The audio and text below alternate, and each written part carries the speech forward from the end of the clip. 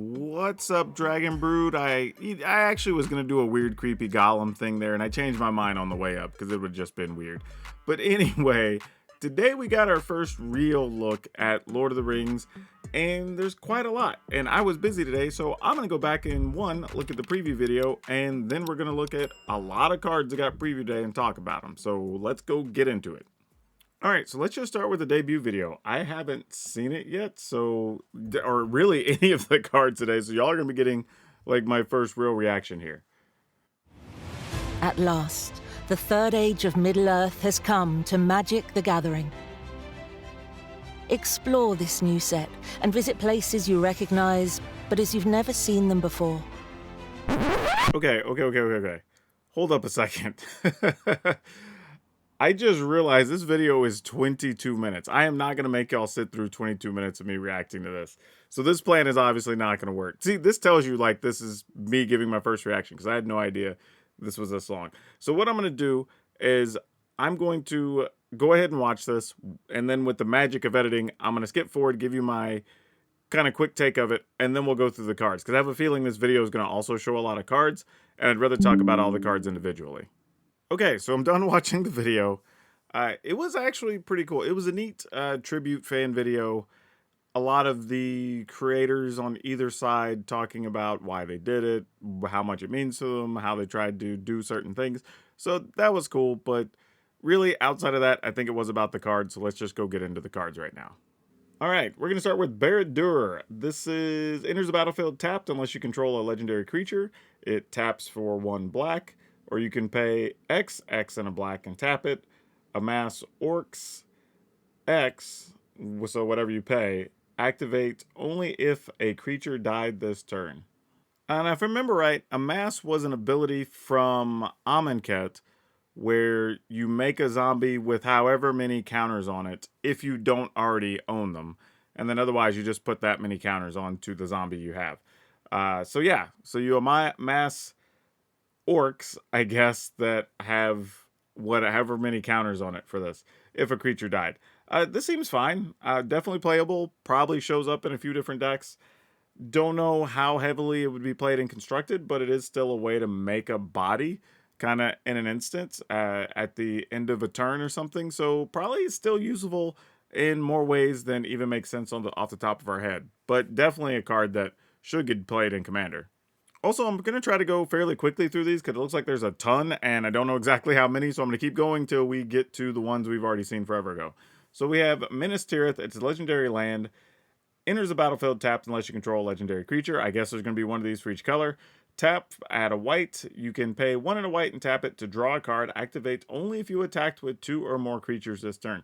This is actually a really cool card. I like this one a lot. Probably reasonably constructed playable, especially if you're playing some type of aggressive humans type deck that already plays some legends, so there's a chance that this comes into play untapped. It's an easy way to draw cards, to reload your hand if you don't have anything else to cast, and again, in Commander, a lot of times it's just going to be a free card, especially if you're playing like a tokens-based deck or something with multiple flying spirits, something like that, where you're going to get to attack for low risk. Seems pretty good. Yeah. All right, we have Pippin, Guard of the Citadel. It's a blue-white 2/2 halfling soldier legend. Vigilance and Ward 1. That's a lot for 2 mana. Tap and another target creature you control gains protection from the card type of your choice until end of turn. Wow, this is a cool card. It's a halfling, so doesn't really fit those creature types. It's a soldier, does fit several decks for that creature type. But this is also splashable in several things. It can attack and still protect its... Oh, no, it says another target creature. So we're going to protect something else. It does have Ward 1. Yeah, this is kind of just a solid general body. I don't know if this is the type of card you would play in Commander. This is going to have to be something that shows up in a 60-card pile if it's likely to be important. But yeah, just kind of a cool card. Mary, Esquire of Rohan. A red and a white 2/2. Halfling Knight, legendary. Haste. Has first strike as long as it's equipped. Whenever you attack with Mary and another legendary creature, you draw a card. So this is a great addition for the equipment decks, right? Or just even an aggro deck if you just want to draw extra cards if you don't draw your equipment. It is a knight, not a soldier, but knights are still a thing in some cases. Halfling, so again, because we get a lot of halflings out of this set, I don't know if that's going to be enough to build a halfling deck, but it is cheap to cast, does have haste, so it could be an easy way to sneak in an extra card. Yeah, just again, a neat card. I don't know how useful it is, but kind of cool. Gimli, Mournful Avenger, colorless, red, green, 3/2, Dwarf Warrior, legend, obviously. Gimli has indestructible as long as 2 or more creatures died under your control this turn. Whenever another creature you control dies, put a +1/+1 counter on Gimli. When this ability resolves for the 3rd time this turn, he fights up to 1 target creature you don't control. Wow, this card's really interesting, right? Because the card itself is not that strong, but if you have a way to sacrifice other tokens, or maybe you're running creatures into battle that maybe you're going to trade with the opponent's things, you take those out and add counters to this. If multiple things died this turn that you controlled, you can fight something if 3 things died. Also, this doesn't, let's say, whenever another creature, so this doesn't even say when you are attacking or when it's your turn. So you could also block with things, those die, put the counters on Gimli, and possibly fight something. So, yeah, this is kind of neat. I don't know what I would do with this. I don't know if it fits any type of deck right now, but I like that it's doing something completely different. All right, Aragorn, the Uniter, red, green, white, blue, so no black here. 5/5, human noble, legendary creature. Whenever you cast a white spell, create a 1/1 white human soldier token. Whenever you cast a blue spell, scry 2. Whenever you cast a red spell, it deals 3 damage to target opponent. Whenever you cast a green spell, target creature gets +1/+1 until end of turn. I don't even know what I would do with this. It's 4 colors. I mean, if this is your commander, it kind of makes sense. It gives you a lot of value once you cast it. I don't know if this makes its way into any type of 60 card format unless you're already playing like a Joda type deck that's just playing a bunch of legends, because you'll have a way to get 4, and then every legend you play is likely getting you at least 2 of these effects, which is kind of sweet. But that's probably the only thing I can think of off the top of my head. Otherwise, I think this one might be relegated to Commander. Prince Imrahil the Fair, a blue and a white, legendary human noble. Whenever you draw your 2nd card each turn, create a 1/1 white human soldier creature token, and it's a 2/2. So, human noble, human's good, noble, meh, but getting to draw a card and, well, when you draw a card, getting to make another 1/1 soldier, pretty cool. And you probably could find a way to squeeze this into a few decks, especially with something like Sky Strike Officer or those types of cards. Not sure if that's what those decks are looking for, though, because there's a lot of other value things you can play at 2 mana and also don't require blue mana. But it's a cool card and probably will find a home somewhere. All right, we have Eowyn, Fearless Knight. 2 colorless, red, white, 3/4, legendary human knight with haste. When it enters the battlefield, exile target creature and opponent controls with greater power. Legendary creatures you control gain protection from each of that creature's colors until end of turn. Wow. Okay, so this is a 4 mana 3/4. Enters the battlefield, you exile target creature opponent controls with greater power. So it has to be something with power 4 or greater. And then your creatures just get protection from those things, or from those colors. And then this has haste and attack through. This card's wild. This card has to be good, right? It's a human knight. This is the type of thing that a couple of different decks might want. Like, this is, wow. This is one I'm definitely going to have to think about, because it reads better than I think it is. But if it's as good as I think it is, this is actually a really good card. The downside to this card, though, is it can only exile something with higher power, which is what makes me lean more to this being a commander card than a 60 card format card. But yeah, for 100 card decks, this could be a pretty neat card. Saruman of many colors, 3 colorless, white, blue, black, legendary avatar wizard. It has ward of discard an enchantment, instant, or sorcery card. That's interesting because it's not just discard, it's very specific on which types. Whenever you cast your 2nd spell each turn, each opponent mills 2 cards. When 1 or more cards are milled this way, exile target enchantment, instant, or sorcery card with equal or lesser mana value than that spell from an opponent's graveyard. copy the exiled card. You may cast the copy with... Oh my goodness. Okay. So, whenever you cast a card, your second spell each turn, your opponent mills cards. If one or more cards was milled that way, then you exile one of the types of cards with equal or lesser mana value from that second spell you cast from your opponent's graveyard. And then you get to copy that and cast it. Man, that's a lot going on there. It's a 6 mana 5/4. It does have an interesting ward cost. Doesn't really do a lot by itself. But if you are able to cast multiple spells a turn, meaning you probably are drawing cards in some way so your hand stays full, this could do some things.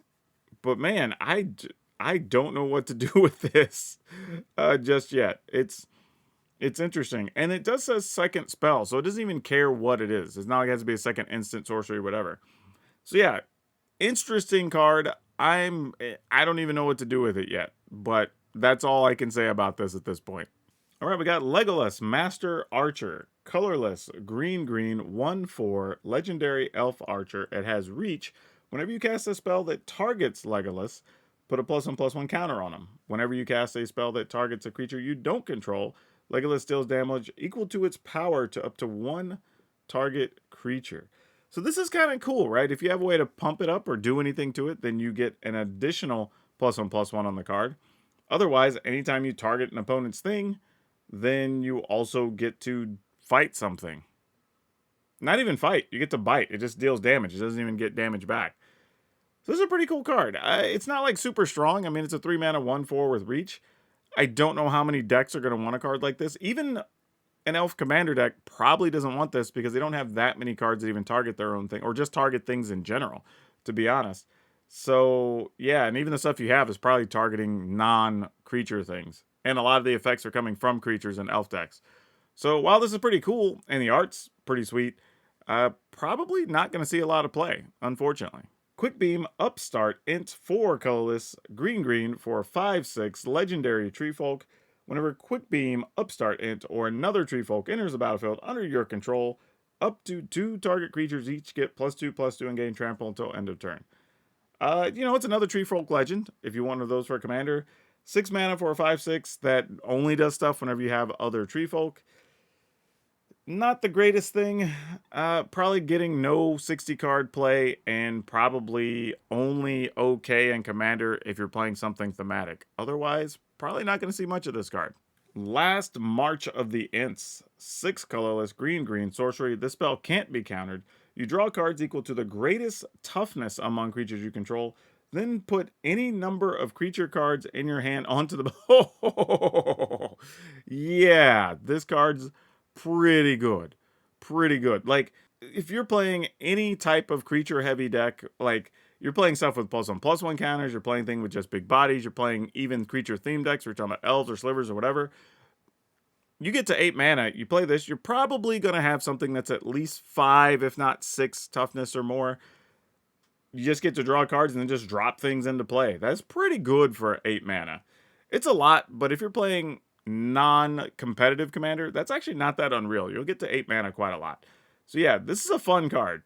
Super strong, not going to say that. I think there's other cards that do similar at a lower cost, but really fun and can be a really exciting finisher to a game, possibly. So I'm into it. This card's pretty sweet. All right, we have Eomer, Marshal of Rohan, 2 colorless, red, 4/4, human knight legend. It has haste, so already off to a good start. 4/4 for 4 with haste. Whenever one or more other attacking legendary creatures you control die, untap all creatures you control. After this phase, there is an additional combat phase. This ability triggers only once a turn. So if you're playing something that just has a bunch of legends in it, this card's pretty sweet. It also doesn't have to attack itself. It just says whenever one or more other attacking legendary creatures you control. So yeah, you could play this and not attack if you don't want to, but you're probably going to because it's a 4/4 for 4. But yeah, I like this card. This card's neat. It's just a chance to get an extra attack step if your opponent does block and kill something maybe to try to stay alive instead of taking 2 or 3 damage. It would really just depend on the rest of the makeup of the deck this goes into. But yeah, this one, I could see a little bit of play on this one. All right, Orcish Bowmasters, colorless and a black for a 1/1 flash, just Orc Archer. Whenever Orc Bowmasters enter the battlefield and whenever an opponent draws a card, except the first one they draw, each of their draw steps, Orcish Bowmaster deals 1 damage to any target, then amass Orcs 1. Wow. So when it enters battlefield and whenever an opponent draws a card. So you play this, you flash it in, you draw, it comes in a battlefield. You get to deal 1 damage to any target, and you get to amass 1, making your Orc token or whatever.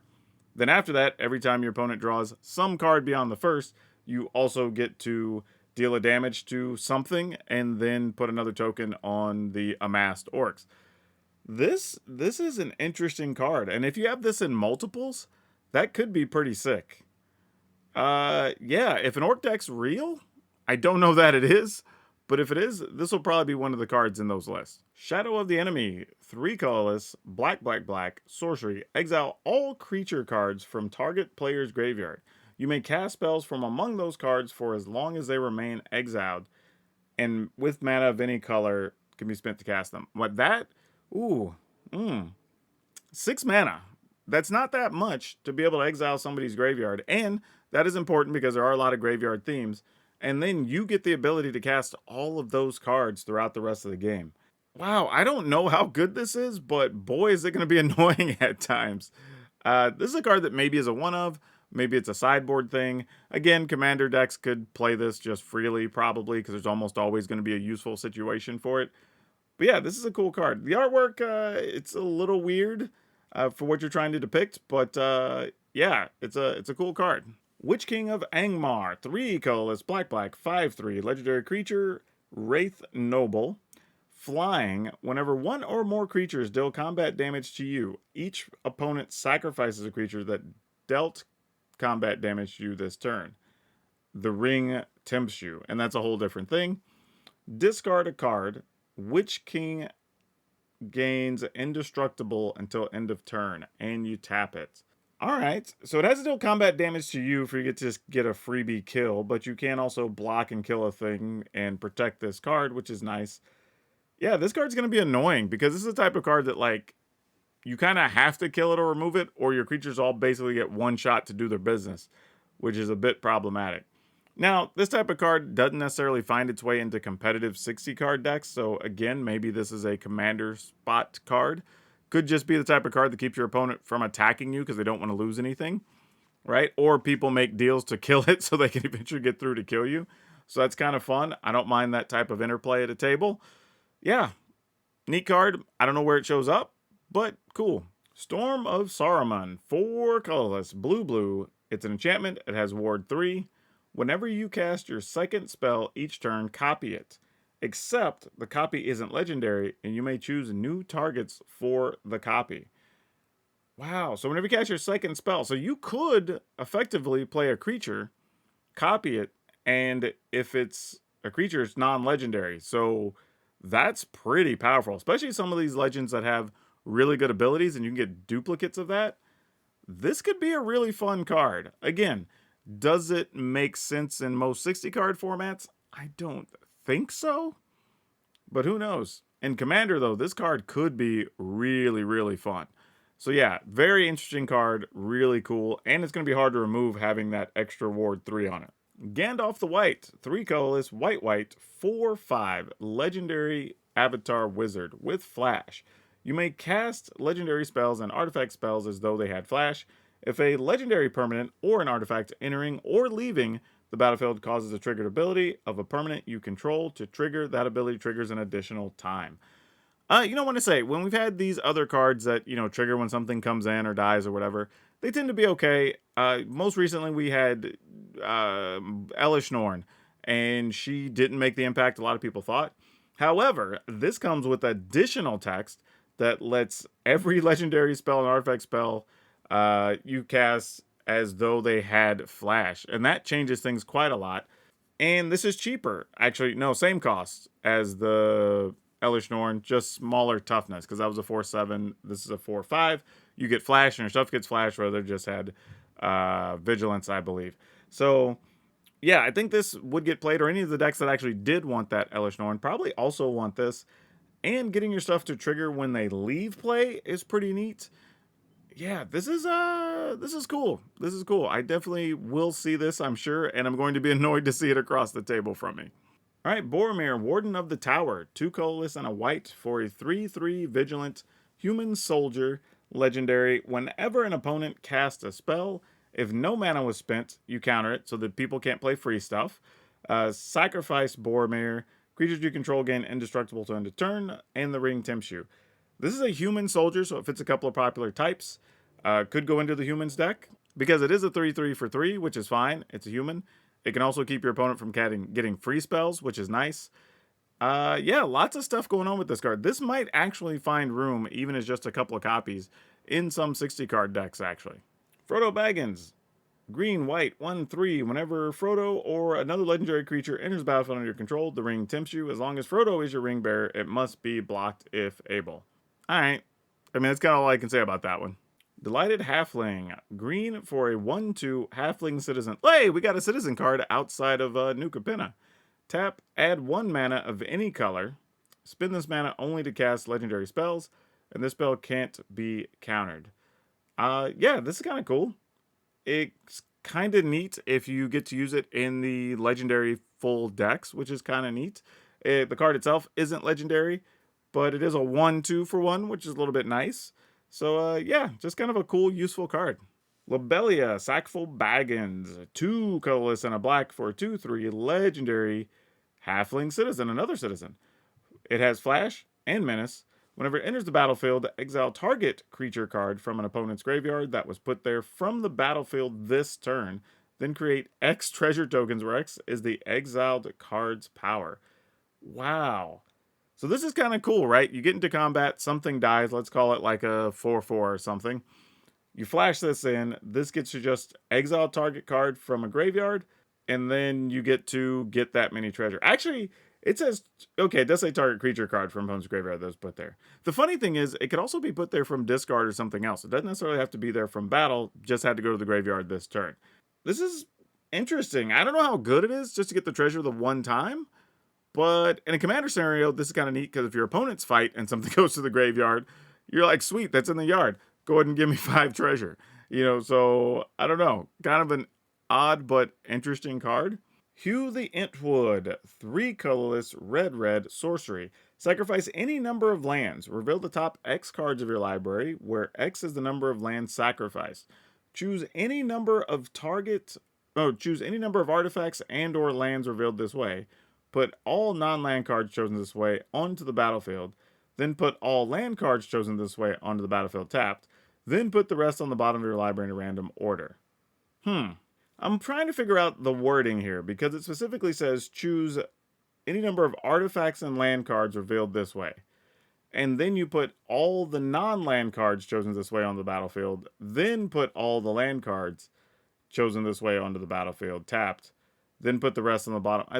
It's weird to not just say choose the artifacts and lands and they all interplay tapped or whatever. I guess maybe they want your artifacts to be able to interplay untapped and your lands have to be tapped. Maybe that's why. It's very weird. Interesting card because late in the game you may just have a bunch of land you don't need, but it's a mythic, so I'm sure I'm missing something ridiculous you can do with this card. Fires of Mount Doom, colorless and a red for a legendary enchantment. When Fires of Mount Doom enters the battlefield, deal 2 damage to target creature an opponent controls. Destroy all equipment attached to that creature. So you get to destroy the equipment even if you don't kill that creature. Kind of cool. Pay 2 in a red, exile the top card of your library. You may play that card this turn. When you play a card this way, Fires of Mount Doom deals 2 damage to each player. Wow, so this is kind of interesting. You get to look at extra cards, but if you do play that card, it comes with a 2 damage rider for the opponents. I don't know what to do with this, but I'm kind of into it. And there's a few decks that could use this so they're not just running out of gas. But it's also like free damage, right? Like even if it gets countered, you're like, sweet, I played the card, take 2. So yeah, this is this is interesting. I like this card. I've been trying to do mostly rares and mythics here, but this one just caught my attention because it's funny. It's a long list of events. It's 1 green. And then it has 6 chapters, and each chapter is name a creature type that hasn't been noted for long list events. And then when you cast your next creature spell of that type, it gets +1/+1. So like, you have to have a deck full of a bunch of different creature types, but you have to try to cast them as you name them to be able to get the bonus. This card's so weird and, like, requires so much work. I don't know what you do with this, but anyway, just a weird card. More for flavor probably than actual practicality as far as playing it, but figured I would mention it. Ooh, I don't know what this does yet, but that art is cool. Galadriel, Gift Giver, 3 colorless, green, 4/4.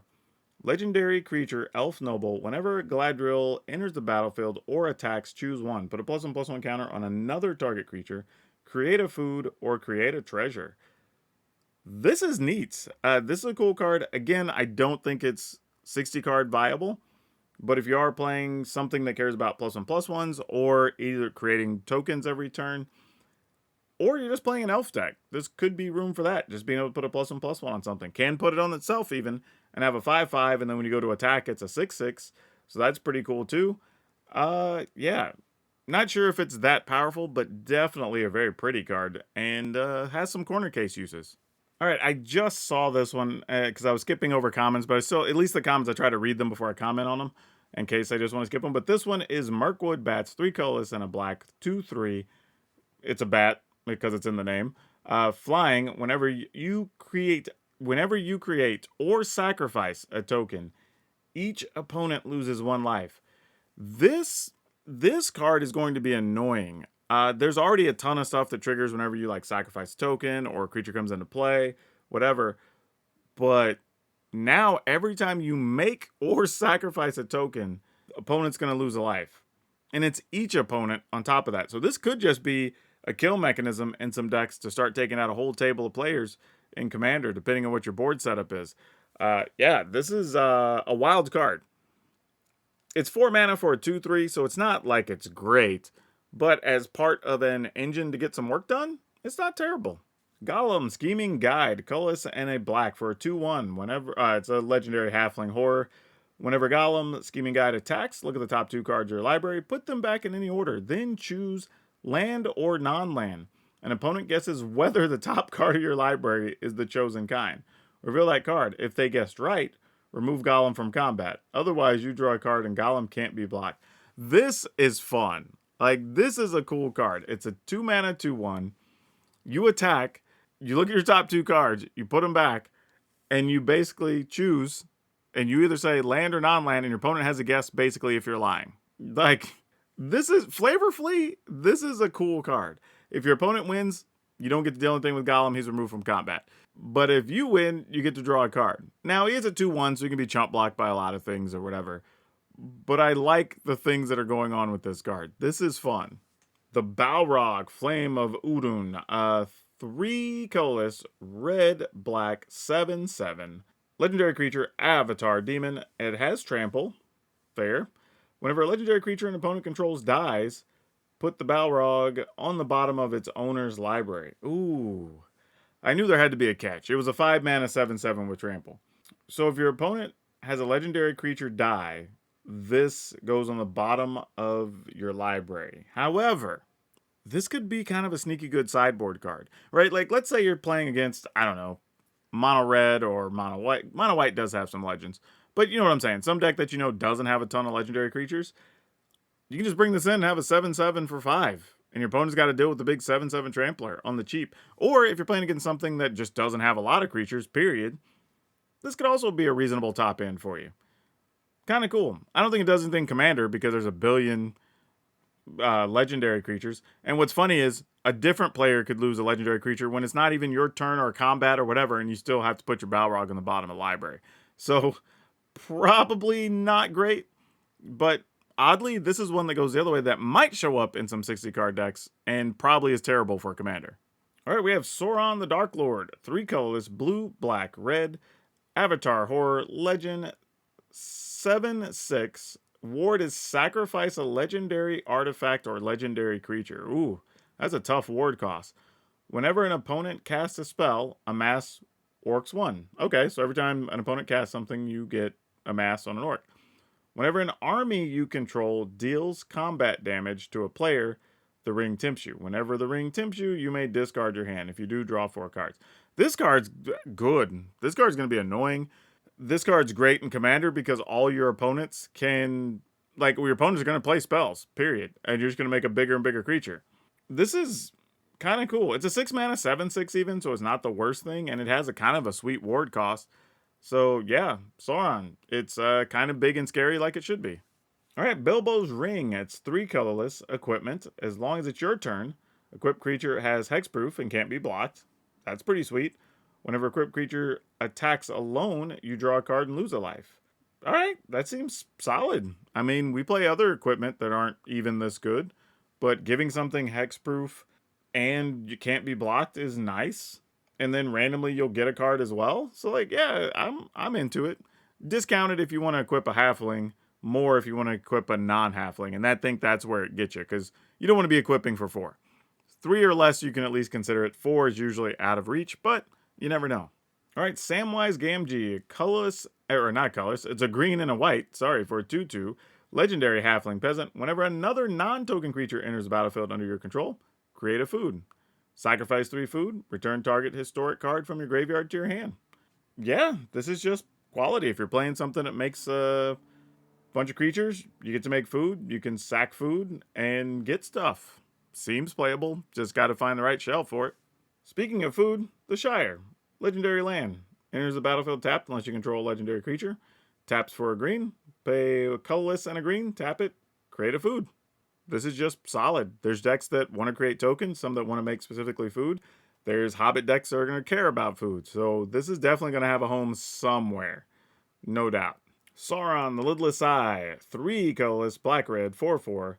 Avatar Horror. Whenever it enters the battlefield, gain control of target creature and opponent controls until end of turn. Untap it, it gains haste, so typical steal effect. Colorless, black-red.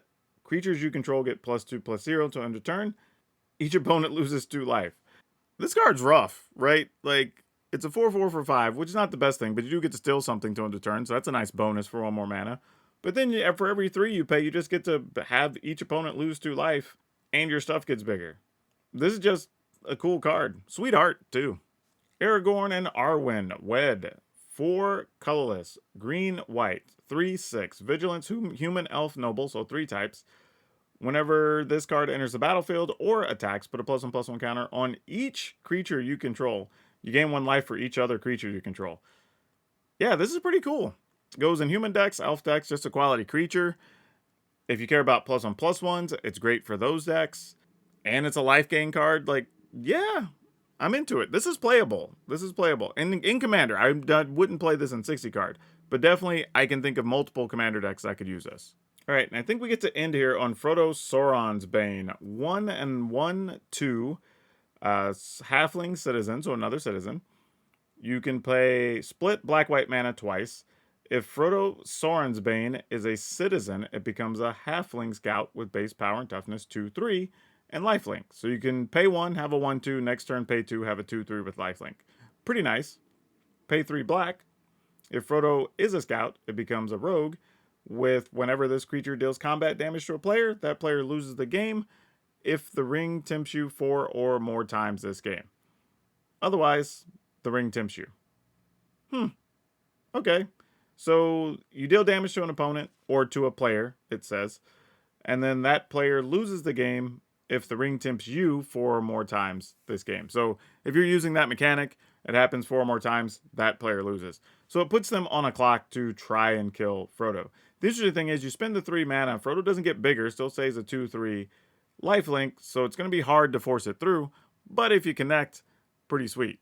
I say we're going to end there, but I covered the One Ring when I got previewed, but I'm just going to talk about it again here just for completionist sake. The One Ring, 4 colorless, legendary artifact, indestructible.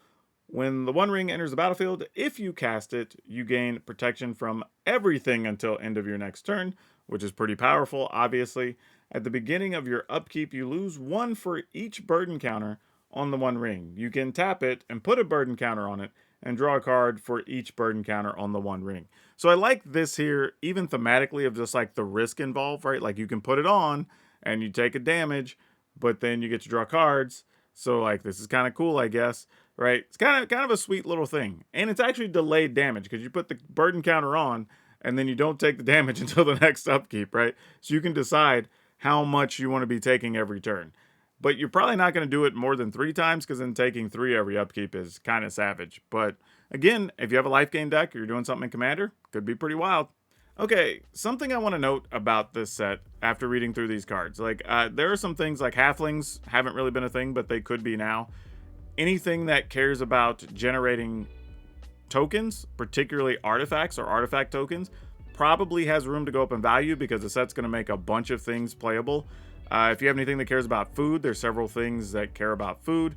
There's things that care about citizens and nobles, so you may want to target some of those cards if you're looking for things to trade or buy. There's a lot of things happening here, really. Lots of good stuff for a lot of different decks and Commander. Some cool little 60 card variants. Things that care about legendary or legendary matters. Those things get more value out of this set for sure, because I think there was like, I don't know, 20 we talked about today, it felt like. So yeah, lots of cool stuff going on here. But what was your favorite card so far? Is this making you want to buy the set? Does this make you want to pick up any particular cards or build around anything? Just cool stuff. Let me know. And do you want me to cover all the rest of the cards, or was this boring to you? Because I know this was a long video, even though I tried to make it short. But anyway, that's all I have for you for now. We'll see you next time.